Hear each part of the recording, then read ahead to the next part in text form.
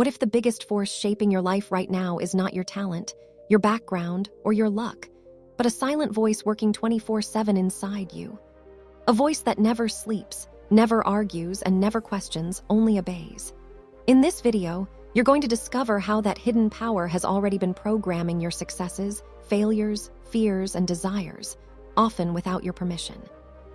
Millions have read the power of your subconscious mind, yet most people misunderstand it. They try affirmations, visualization, or positive thinking and quit when nothing changes. But what Joseph Murphy reveals is far deeper, simpler, and more unsettling. Your subconscious mind does not care whether a belief is true or false. It only cares whether you accept it. Stay with me until the end of this video, because by the final chapter, you'll understand why effort alone doesn't work, why willpower often fails, and how a single dominant belief can quietly rewrite your health, wealth, relationships, and self-image. This is not motivation. This is mental cause and effect. Chapter 1. The treasure house within you. You are not empty. You are not broken. You are not lacking. According to Joseph Murphy, you are walking around with a treasure house inside you, yet most people live their entire lives begging at the door. The tragedy is not failure. It's ignorance of the power that already exists within. Murphy begins by separating the conscious mind from the subconscious mind. The conscious mind reasons, analyzes, and decides. The subconscious mind accepts, stores, and executes. Whatever the conscious mind repeatedly believes, the subconscious mind accepts as fact, and then works tirelessly to bring it into reality. This is where curiosity deepens. The subconscious does not judge. It does not argue. It does not filter truth from falsehood.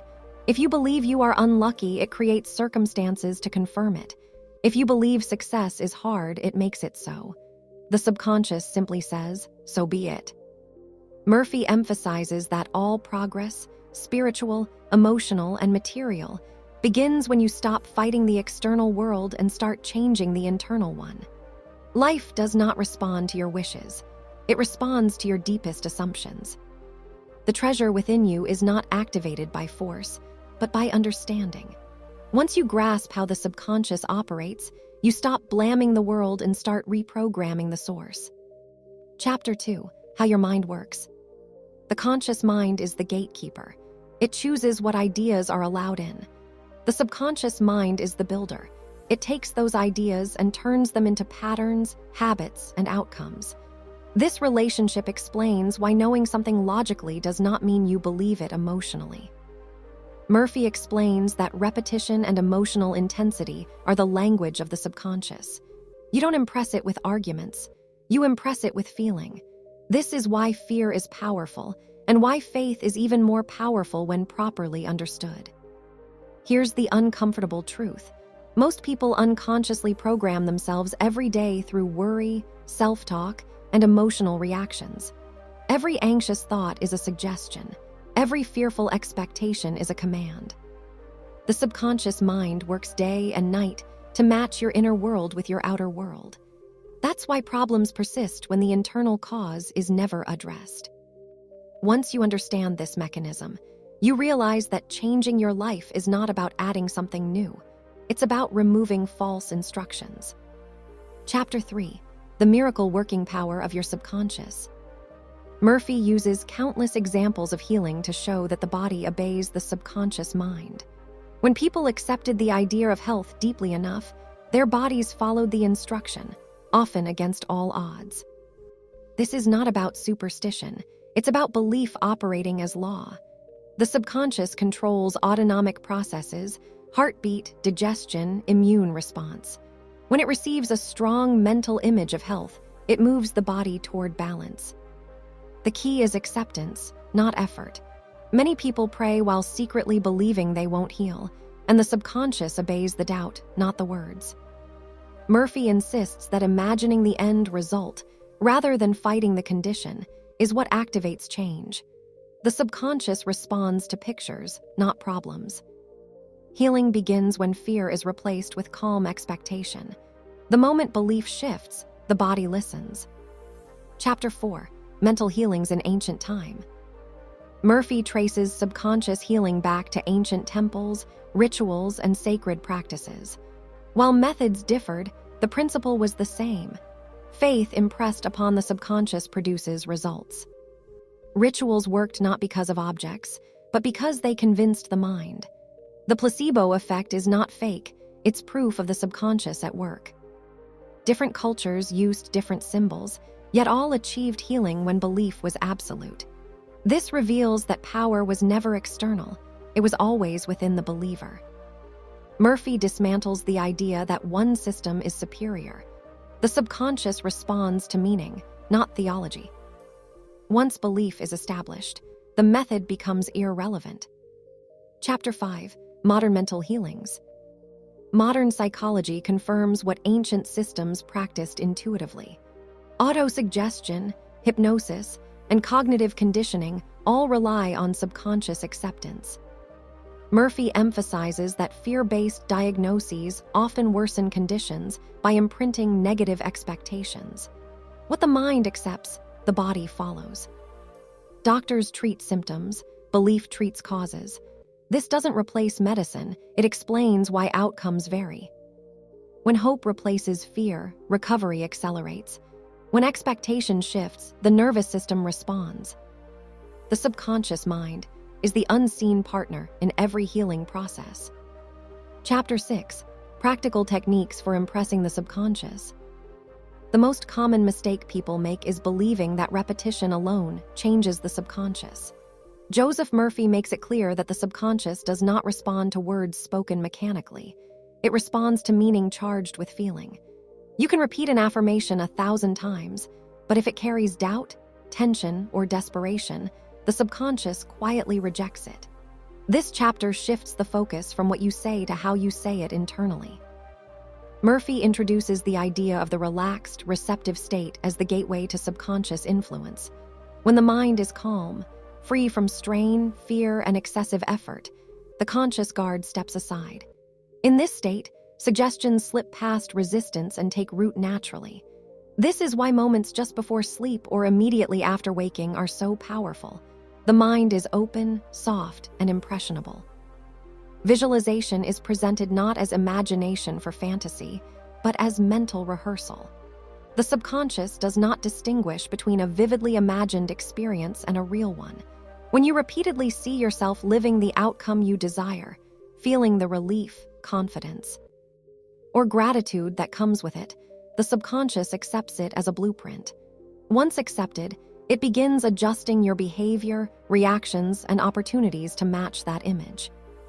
Affirmations, Murphy explains, must be simple, present tense, and emotionally believable. Statements like, "I am calm and at peace," work because they do not trigger inner resistance. The goal is not to convince the conscious mind through logic, but to soothe it so the subconscious can accept the suggestion without conflict. Effort creates friction, ease creates acceptance. The chapter ends with one of the most powerful ideas in the book. The subconscious works while you sleep. What you impress upon it before bedtime continues to unfold throughout the night. By ending the day with calm, gratitude, and a clear inner picture of your desired outcome, you allow the subconscious to work uninterrupted. In stillness, without struggle, the mind reorganizes reality, and when you wake up, change has already begun. Chapter 7: The Tendency of the Subconscious is Lifeward. Joseph Murphy introduces a reassuring truth in this chapter. The subconscious mind is not destructive by nature.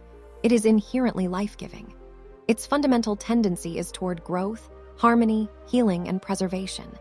When the body heals a wound or restores balance without conscious effort, it is the subconscious at work. Illness, failure, and emotional pain are not punishments. They are signals of conflicting or negative instructions that the subconscious has obediently followed. This realization shifts blame away from fate, luck, or external forces and places it gently back into awareness.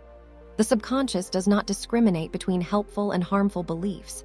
It simply acts on what it receives.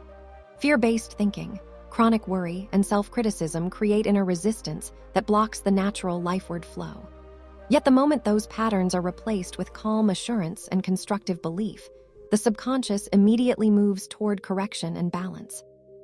Murphy emphasizes that self-sabotage is never a sign of weakness or unworthiness. It is a sign of misprogramming. When beliefs change, effort is no longer required. Behavior, emotions, and outcomes realign automatically. The subconscious is always on your side, faithfully executing your deepest assumptions.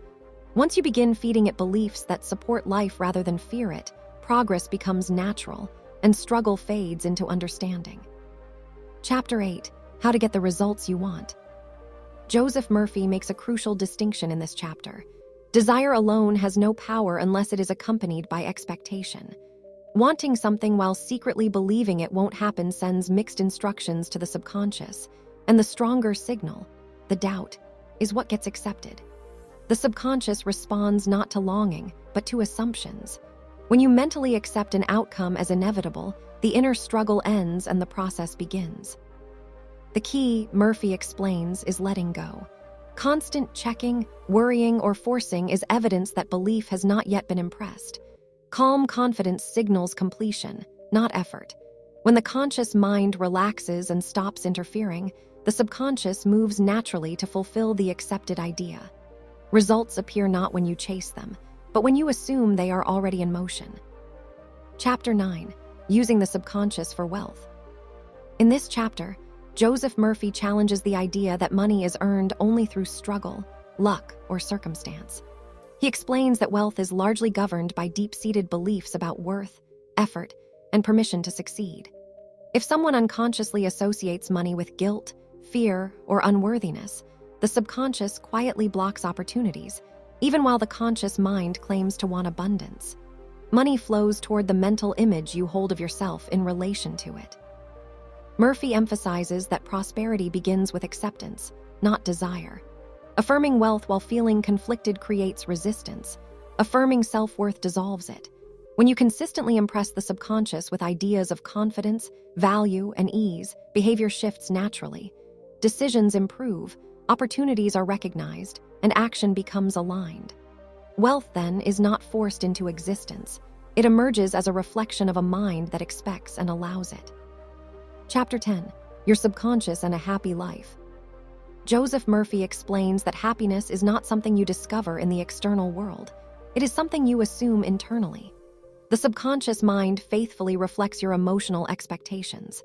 If you expect stress, conflict, or disappointment, life arranges itself to confirm those assumptions. But when peace, joy, and harmony become your dominant inner state, the subconscious begins reorganizing circumstances to match that inner atmosphere. This chapter emphasizes that gratitude, kindness, and calm expectation are not moral ideals. They are programming tools. Gratitude implies fulfillment, and the subconscious accepts it as fact. When you consistently choose thoughts that affirm peace and goodwill, emotional balance becomes automatic rather than forced. Happiness, Murphy concludes, is not a reaction to life. It is an instruction given to the subconscious, and life follows accordingly. As this journey through the power of your subconscious mind comes to an end, one truth stands quietly above all others. Your life is not random, and you are not powerless. Every habit you've repeated, every emotion you've normalized, and every belief you've accepted has been gently shaping your reality from beneath the surface. The subconscious mind has been listening the entire time, faithfully building whatever you asked of it, whether consciously or not. Joseph Murphy's message is not about forcing change or becoming someone new. It's about remembering your authority. The moment you become aware of the thoughts you entertain, the feelings you dwell in, and the assumptions you live by, you reclaim control of the process. Change doesn't begin with struggle. It begins with acceptance, calm expectation, and a quiet inner decision that things can be different. If this summary resonated with you, don't let it remain just information. Choose one belief today, just one, and begin impressing it upon your subconscious with patience and trust. Let this book be more than a read. Let it be a turning point. And if you found value in this video, take a moment to like, subscribe, and share it with someone who may need this reminder. Stay with this channel, because the next video will dive even deeper into how hidden beliefs silently shape your reality and how to rewrite them intentionally. Your subconscious is always listening. The question is, what will you tell it next?